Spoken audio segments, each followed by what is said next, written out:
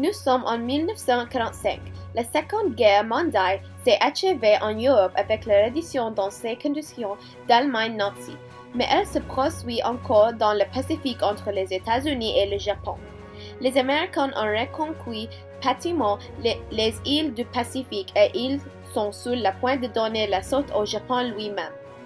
Mais les pertes de part et d'autres seraient tellement lourdes que, pour faire pression sur le Japon et abuser le conflit, le président Truman décidait d'employer la bombe atomique à la Maison-Blanche en juin 1945.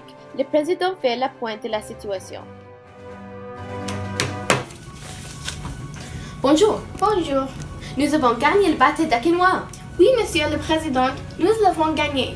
Pour attaquer le Japon, nous avions besoin d'une base de départ. Maintenant, nous l'avons. Mais la bataille d'Okinawa a été l'une des plus terribles que nous ayons livrées. Elle a duré 80 jours. Lourde perte, naturellement. Très lourde, surtout du côté de l'ennemi, terrifiant même.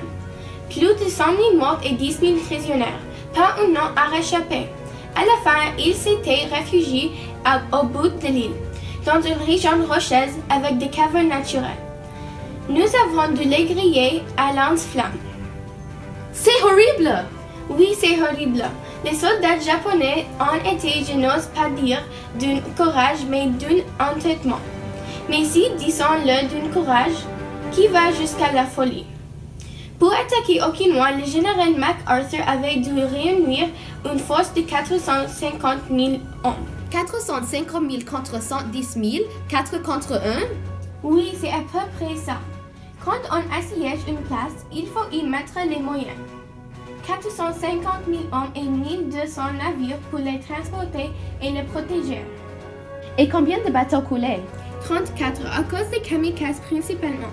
Ils bourrent leurs avions d'explosifs et ils les envoient s'écraser sur le pont des bateaux. Pas toujours possible de les arrêter avant. Nos pets en home à nous, vous ne parlez pas? J'ai peine à le faire. 7 000 tués et 32 000 blessés. C'est pas à côté d'espèces japonaises, mais c'est tout de même beaucoup et dans l'air. Combien d'appelés ont-ils été abattus? Nous en avions engagé 2000 et dans une première estimation, plus de 760 ne sont pas rentrés à leur base. 760? Quand on pensait qu'Okinawa n'est qu'un minuscule îlot, s'il faut que nous continuions à faire la guerre dans la condition-là, nous n'aurons jamais fini. Non, nous en finirons. Mais à quel prix? Tel que nous les connaissons, les Japonais se feront tuer jusqu'à dernier. Voilà, qui donne envie de songer d'autres moyens. Si vous en avez, je n'en connais pas. Il se pourrait que moi, je connaissais. Merci, général. Bonjour, monsieur. Bonjour, monsieur. Monsieur le Président, nous avons mis au point une bombe d'une puissance inouïe.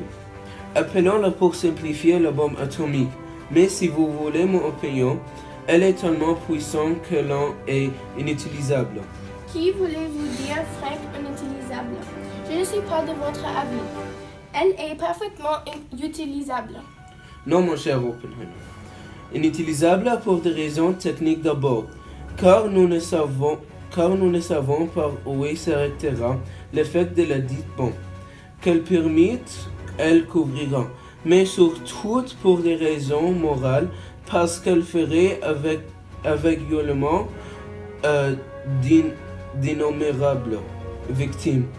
De plus, Monsieur le Président, elle ouvrait dans les relations internationales pour tensions absolument insupportables. Je vous attends. Nous pourrions nous pas faire un essai à blanc, pour ainsi dire, et inviter les Japonais à notre démonstration dans une quelconque déserte. Ni le peuple japonais ni son armée ne nous croiront. Non, et il faut faire agir et vite. Je suis partisan d'envoyer la bombe directement sur une ville japonaise. Monsieur Oppenheimer, en quoi consiste exactement votre bombe? Elle est faite d'uranium-235. Le uranium-235, comme toutes les matières fissiles, a tendance à se distinguer et émet en permanence des particules radioactives. À petite dose, c'est sans conséquence. Mais quand on augmente la quantité d'uranium et que l'on met en présence de masses telles que leur somme dépasse une certaine masse critique, donc je préfère garder les chiffres secrets. Alors, les particules interagissent les unes sur l'autre et leur destination a lieu d'une seule coupe d'érigation, une infinissable puissance plusieurs milliards de tonnes de trinitro-glycérine. Qu'en pense l'armée, le savez-vous? Je crois alors qu'elle est de l'avis d'Oppenheimer, à savoir qu'une démonstration en grandeur réelle. Pardonnez-moi, l'expression pourrait seule convaincre les Japonais. Vous voyez bien, il faut se souvenir qu'il y a là-bas au pouvoir une partie militaire extrémiste qui est toute puissante et qu'il faut briser. Quant à la cible, il y a certaines petites villes sont importantes stratégiques que nous avons laissées jusqu'ici intactes, Hiroshima, Nagasaki et d'autres. Elles pourraient faire d'admirables terrains de démonstration. Admirable. Surveillez votre vocabulaire. Pardon, je veux dire convaincant. Toutes les distractions constatées y seraient évidemment dues à la bombe que nous venions de lancer. Avons-nous mollement le droit de lancer ce bombe? Pour effet, si je vous comprends bien, vous êtes 100 000 mots d'un seul coup. Oui, c'est un bon ordre de grandeur, mais je suis convaincue qu'en fin de compte, elle épargnerait des vies humaines car elle pourrait à elle seule arrêter la guerre. Monsieur, cette décision ne relève pas de vous, ni d'un quelque vote. Je ne veux pas que vous en supportiez le poids. Je le prendrai seul. Je vous remercie. Et c'est ce qu'il fait. Mais peut-être, nous ne savons rien. A-t-il peu au revoir d'adresser au Seigneur Dieu dans des termes que nous pouvons imaginer? Seigneur Dieu, vous avez dit tu ne tuerais pas, et nous aussi plongés au cours d'une guerre qui a déjà consumé des âmes et des armées de vivants. Alors que nous et nos adversaires, autant que nous connaissions le commandant, tu ne tuerais pas. Je n'ose plus vous regarder en face, ni m'adresser à vous pour une pierre. Tu ne tuerais pas et tu ne conviterais pas le bien autrui. De quel agile nous avez-vous fait pour que nous n'ayons qu'un désir? C'est de nous impérer d'un bien autrui et que, de sang-froid, nous mettions à mort les unes les autres. Seigneur, lavez-nous de nos péchés et rendre-nous blancs comme la neige. Mais si je ne reprends pas, il n'y aura pas de pardon, et encore moins de récidive. Et voici aujourd'hui, je dois donner. Ou ne pas donner l'ordre d'anéantir d'un seul coup plus de 100 000 vies humaines. Pourquoi nous avez-vous ainsi laissé sortir du monde du bien et du mal et entrer dans un autre monde où tous les commandants sont abolis? Ce monde odieux qui n'est pas le vôtre et qui est tout le même à vous. C'est la nôtre où il faut que j'existe, que je survive et personne le pour et le contre que j'agisse. Et je ne peux même pas dans la basse faire vous demander de m'éclairer. Si seulement il y a quelque au-dessus de moi, au supérieur légitime, qui me dit « fais-le, ne le fais pas ». Mais il n'y a personne et c'est moi l'ultime recours. Seigneur, ne mettez pas que je vais faire au nombre de mon péché.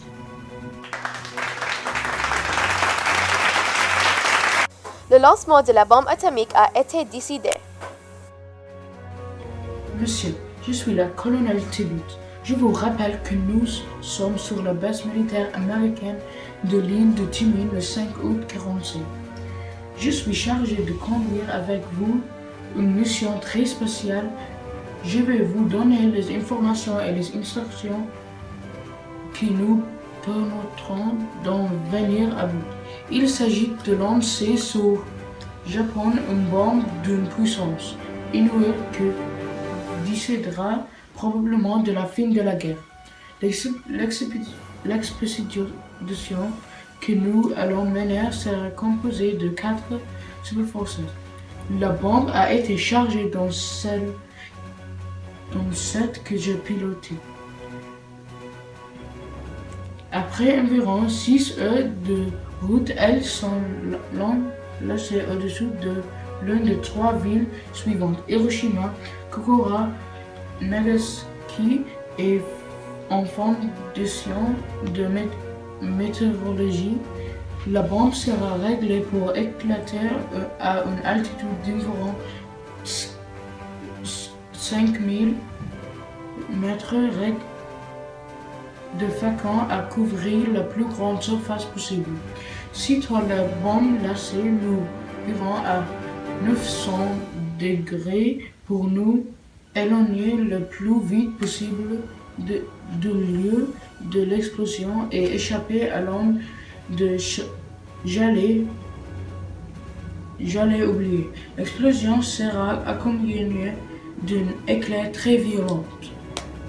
Pour ne pas être fourni une fois notre mission accomplie, nous en vérifions les effets et nous retournons tranquillement à notre base. Tel est le cadre général. Nous allons maintenant pas nous pencher sur le détail, mais approuvons demander à notre emmener de nos amis. Merci. Je suis la maire de cette ville sinistre d'Hiroshima. Nous avons été bombardés le 6 août 1945. Moi, mon nom est Yoshio Nishima. Je suis physicien et je dirige la commission d'enquête envoyée par le gouvernement pour examiner la situation. 8 jours après la catastrophe, je suis heureux que l'on pense enfin à tout. Le pays est tellement désorganisé, et ni moi, ni les membres de notre commission n'ont pu arriver plus vite. Pardonnons-nous et expliquons-nous ce qui s'est passé.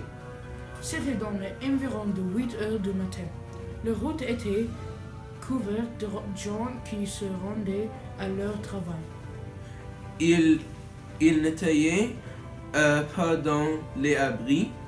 Non, il y avait bien un ou deux avions américains qui tournaient, mais nous avions pensé qu'ils étaient seulement venus en vacances. Nous n'avons jamais été bombardés ici.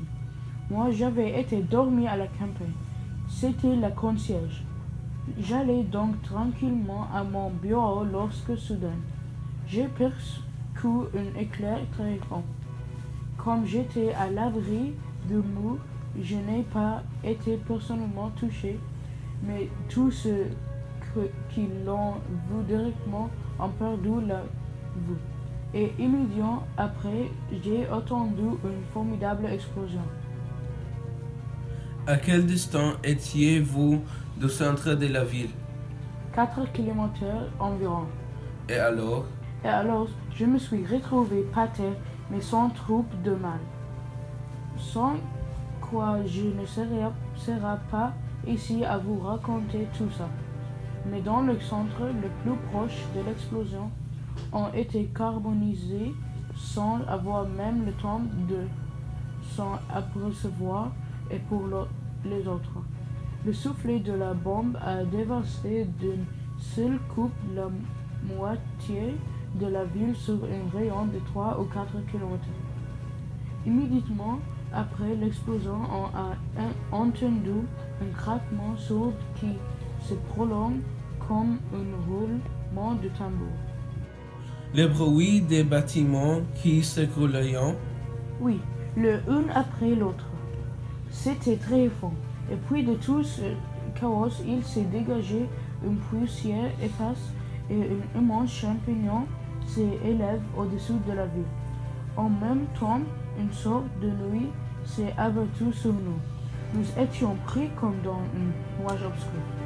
D'autres plus obscurs que très rapidement la ville s'est mise à brûler et que la fumée des incidents s'est mêlée à la poussière des bâtiments écroulés. C'était l'heure de premier écart et tout le ménage avait allumé le réchaud. Nous nous sommes rendus compte par la suite qu'il y avait au centre de la ville une zone de mort absolue. Plus loin, la bombe avait provoqué de brûleurs horribles. Pour vous donner un exemple, les soldats qui servaient une bâtiment de 2 SA et qui avaient les yeux fixés sur cette bombe, appelle-la comme vous voudrez, qui tombait du ciel, ont eu le visage complètement rouge et leurs yeux étaient comme des trous noirs qui sonnaient. Et naturellement, la ville était complètement paralysée. Plus d'eau, plus d'électricité, plus de transport, les roues coupées, des ruines partout, les morts, les blessés. Et qu'avez-vous pour faire? Tous ceux qui étaient encore vivants aux franges de la zone dévastée se sont mis à fuir par tous les moyens. Ils étaient terrorisés.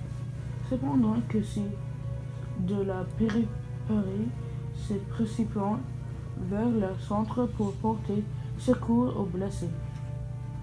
Tous allaient dans l'obscurité et sous des rafales de vent violentes qui s'élevaient ici ou là, de la pluie un plus noire aussi. Que nous est-il donc arrivé? Je pense que je suis un spécialiste d'équations atomiques et j'ai étudié en Europe avec les grands savants qu'est Niels Bohr. Je pense en première hypothèse que vous avez été victime d'une bombe atomique. S'il en est ainsi, la température dégagée en point zéro devait bien être au sol de l'ordre de 5 à 6 000 degrés. Et l'onde de choc a dû doubler l'effet de souffle, ce qui explique l'ampleur de destruction. Quand à la colonne de fumée que vous avez vous élevé dans les ciels, elle a probablement été provoquée par la force des gaz brûlants, de même que les vents et les brûlés sont les résultats à la fois de la chaleur et de la radioactivité. Je vous expliquerai, elles sont très dangereuses. Avez-vous une idée du nombre de victimes? Très approximatif. Je pense que nous ne sommes pas loin de 80 000. Mais 100 000 peut-être ou 120 000. Je ne sais rien. Monsieur le Président, ça y est, c'est fait. Qu'est-ce qu'il fait exactement? L'empereur Hirohito vient de faire une déclaration à la radio. Il a annoncé que le gouvernement japonais prendrait contact avec les forces alliées pour mettre fin à la guerre. J'ai cette déclaration sous les yeux. Dis-le loué, ainsi donc nous avons été notre but. Ça n'a pas été sans mal. Nous avons quelques informations sur ce qui s'est passé au Japon dans l'intervalle. Dis-moi ça. Après Hiroshima, les militaires japonais ont totalement refusé de se rendre. Ils voulaient continuer la guerre. Cela fait partie de leur morale, plutôt de mourir que de s'offrir vencir. Et lorsque la seconde bombe tomba sur Nagasaki, cela ne fit que durcir leur position, au point que le premier ministre japonais dut demander l'intervention directe de l'empereur qui, voulant arrêter, l'empereur avait enregistré une déclaration qui serait diffusée le lendemain matin. Alors, les militaires essayèrent d'occuper le palais impérial, de se embrasser de l'entrissement. Heureusement, le putsch a échoué et la déclaration de Hirohito fut portée à la connaissance du peuple. Celle que vous avez sous les yeux? Oui. Donc, ce que nous avons fait, nous l'avons fait. Que Dieu nous pardonne. Pour être avant nous commis une grande faute, pour être avant nous apprendre beaucoup de vie. Personne ne la saura jamais. L'un et autre probablement.